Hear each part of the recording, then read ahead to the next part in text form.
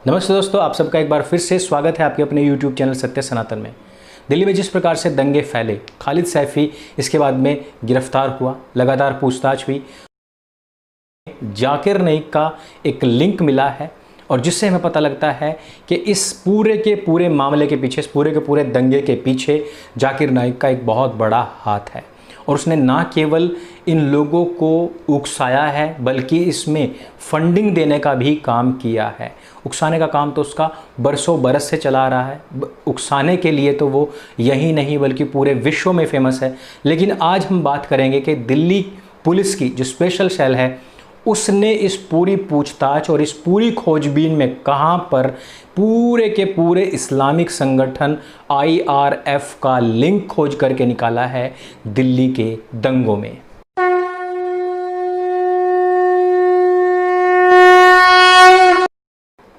दोस्तों, दिल्ली पुलिस की special cell की जांच में नए विवरण सामने आ रहे हैं। इनसे पता चलता है कि फरवरी में पूर्वोत्तर दिल्ली में हुए हिंदू विरोधी दंगों के सिलसिले में गिरफ्तार किए गए JNU छात्र नेता उमर खालिद के करीबी खालिद सैफी की मुलाकात मलेशिया के जो भगोड़ा इस्लामिक उपदेशक जाकिर नाइक है उससे हुई थी। रिपोर्ट्स के अनुसार खालिद सैफी कथित तौर पर दिल्ली दंगों के सूत्रधारों में से एक है और JNU छात्र नेता उमर खालिद और ताहिर हुसैन का करीबी था। और इसके साथ ही साथ उसने उमर खालिद और ताहिर हुसैन की आपसी जो मीटिंग थी उसको भी सेट कराया था। और इसी के साथ ही साथ यह है बहुत बड़े बड़े आम आदमी पार्टी के नेताओं का करीबी भी है और बहुत सारे रिपोर्टर्स जो कि भारत विरोधी रिपोर्टिंग करते हैं, जिन्होंने कि दिल्ली के अंदर हिंदू विरोधी रिपोर्टिंग बहुत स्पीड के साथ में की है, उन सब के साथ में भी इसके खासे संबंध हैं। दिल्ली पुलिस की स्पेशल सेल द्वारा दायर की गई स्टेटस रिपोर्ट के अनुसार यह फंड सऊदी अरब में वापस सिंगापुर में एक NRI के पास में भेज दिया गया था। रिपोर्ट्स के अनुसार जांच से पता चला है कि पूर्व कांग्रेस नगर पालिका पार्षद इशरत जहान को गाजियाबाद और महाराष्ट्र में अन्य रिश्तेदारों से संदिग्ध मार्ग से फंड मिला था। इशरत को दिल्ली पुलिस ने मार्च में दिल्ली दंगों के मामले में शामिल होने के आरोप में गिरफ्तार कर लिया था। इसके अलावा जांच से यह बात भी सामने आई है कि खालिद सैफी को दंगों के लिए सिंगापुर के एक NRI खाते के माध्यम से फंड भी मिला था। ये धन भारत में एक NGO को हस्तांतरित किया गया था जो उमर खालिद और उसके मेरठ के किसी पार्टनर द्वारा संचालित था, जो वर्तमान में कोरोना वायरस के चलते क्वारंटाइन है। सिंगापुर के NRI की पहचान करने के लिए जांच अभी जारी है। पुलिस को खालिद सैफी के मोबाइल फ़ोन से पैसों के बारे में और भी जानकारी मिलने की उम्मीद है। यह भी बताया जा रहा है कि खालिद सैफी के मोबाइल डेटा की जांच बहुत ज़्यादा ज़रूरी है। खालिद सैफी के पासपोर्ट से पता चला है कि दिल्ली दंगों की फंडिंग के लिए जाकिर नाइक जैसे कई लोगों से मुलाकात करने के लिए उसने कई सारे देशों की यात्रा भी की थी। आरोपित इशरत जहां और खालिद सैफी के सिंगापुर, सऊदी अरब समेत विदेशों और PFI से बेहिसाब फंड भी मिला था। PFI यानी कि पॉपुलर फ्रंट ऑफ इंडिया, जिसकी निशानदेही पहले ही दिल्ली के जितने भी दंगे हुए हैं उन सब में पहले ही आ चुकी है।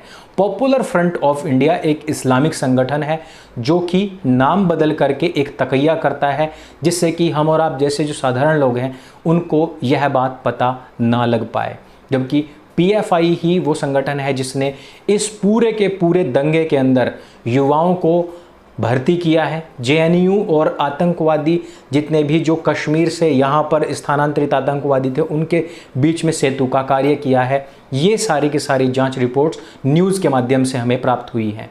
सऊदी अरब सहित भारत के भी कई हिस्सों से आया था फंड, इस बारे में अभी जांच चल रही है। उसकी रिपोर्ट्स के अनुसार ये सा दावा किया गया है।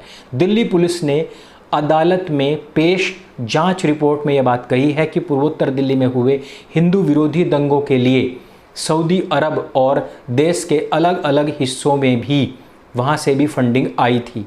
पुलिस का कहना है कि दिल्ली में दंगे सुनियोजित साजिश और योजना के परिणाम स्वरूप भड़के थे और यह अचानक हुए दंगे नहीं थे, जिस प्रकार से अचानक हुए दंगे कह करके कपिल मिश्रा जी को इसमें फंसाने की कोशिश की गई थी कि यह तो उनके द्वारा दिए गए भाषण से भड़के हुए लोगों ने ऐसा कार्य किया था।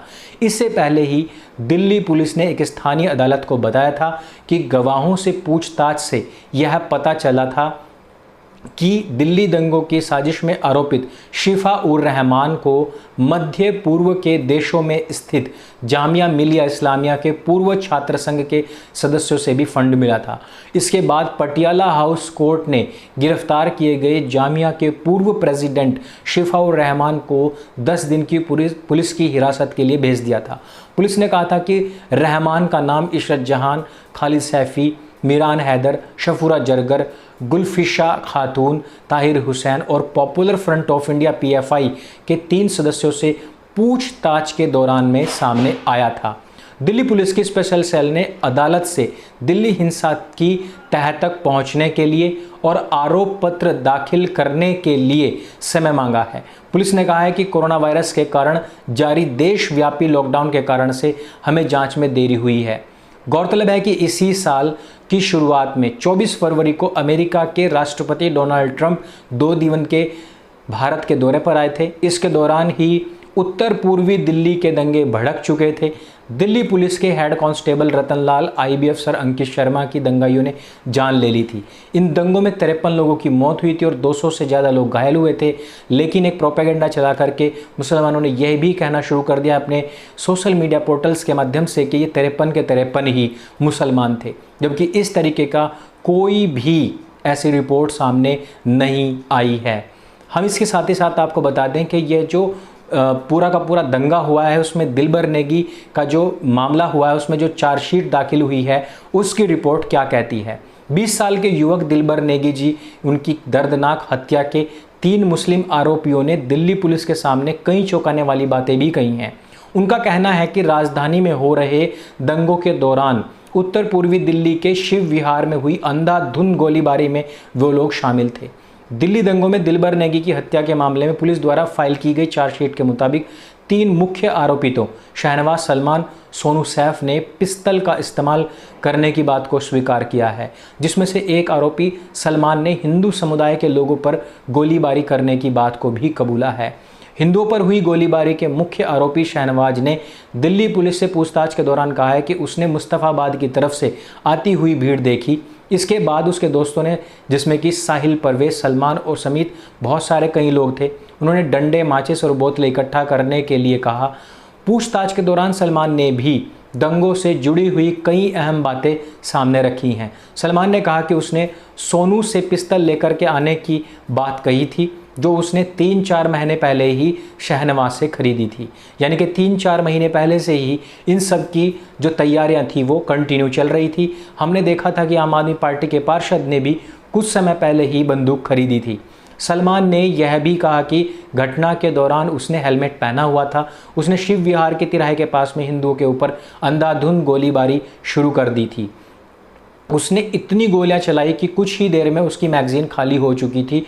फिर उसने पिस्टल सोनू को वापस दे दी थी। सोनू ने इस बात की पुष्टि करते हुए कहा कि मैं अपने घर से ही पिस्टल लेकर आया था, पिस्टल सलमान को दे दिया। उसने हेलमेट पहनी और हिंदुओं के ऊपर गोली चलानी शुरू कर दी थी। दिल्ली पुलिस के द्वारा दायर की गई चार्जशीट में तीनों आरोपितों के फ़ोन रिकॉर्ड का भी जिक्र किया गया है कि दंगों के दौरान तीनों घटनास्थल पर एक साथ ही मौजूद थे। चार्जशीट के मुताबिक CCTV फुटेज भी बरामद कर लिए गए हैं, जिसे कि इस चार्जशीट में शामिल कर लिया गया है, जिससे कि साफ हो जाता है कि डंडा लेकर के आज़ाद 4:09:05 बजे नज़र आता है।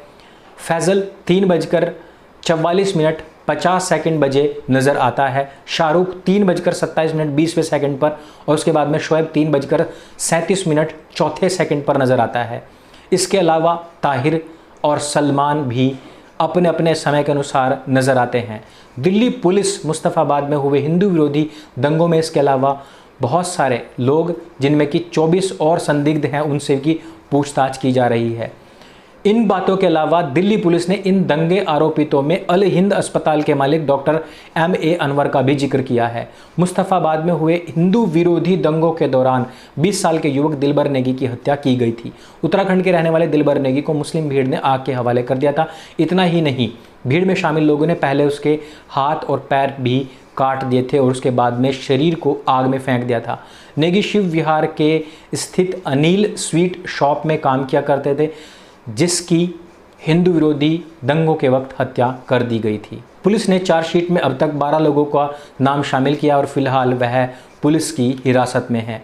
दोस्तों, ये वो बात है जिससे कि हम बताना आपको चाहते ये हैं कि आप लोग ताकि इस बात को समझें कि उन लोगों की तैयारी किस लेवल तक है। देश विदेश से भी उनके जो धर्मगुरु हैं वो उनको सपोर्ट करते हैं, चाहे वो मेंटली सपोर्ट हो, चाहे वो मनी से सपोर्ट हो, और वो भारत को किस स्तर पर ले जाने की तैयारी कर चुके हैं और किस तरीके से ये सब करने के बाद में शफूरा जरगर जैसे केसेस उठा करके वो कहते हैं कि हम तो पीड़ित हैं, हम लोगों को जेल में डाला जा रहा है, ये तो हिंदू ही आतंकवादी हैं और इन्हीं की वजह से ऐसा काम हो रहा है। और आपको भी पता है कि कपिल मिश्रा जी को इस पूरे के पूरे केस में फंसाने लपेटने की भरपूर कोशिश की गई थी, लेकिन इसमें जब भी जांच आगे बढ़ती चली जाएगी वैसे वैसे और भी बहुत सारे खुलासे होते चले जाएंगे। जाकिर नाइक एक ऐसी शख्सियत है जो कि आज करोड़ों मुसलमानों और ख़ासतौर पर युवाओं की आंख का तारा बना हुआ है, लेकिन उसका जो वास्तविक स्वरूप है वो यही है कि वो हर प्रकार से भारत को जला करके यहाँ पर जो आज की तारीख में एक सेक्युलर देश बना हुआ है इसको पूरी तरीके से एक इस्लामिक राष्ट्र बनाया जा सके,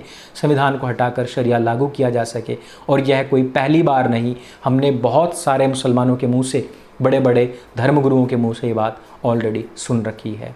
यदि वीडियो आपको जानकारी से भरपूर लगे तो इसको सबके साथ में शेयर अवश्य करें। सत्य सनातन आपका अपना YouTube चैनल है, इसको सपोर्ट करें। मेरे संग बोलिए सत्य सनातन वैदिक धर्म की जय। जय हिंद, वंदे मातरम।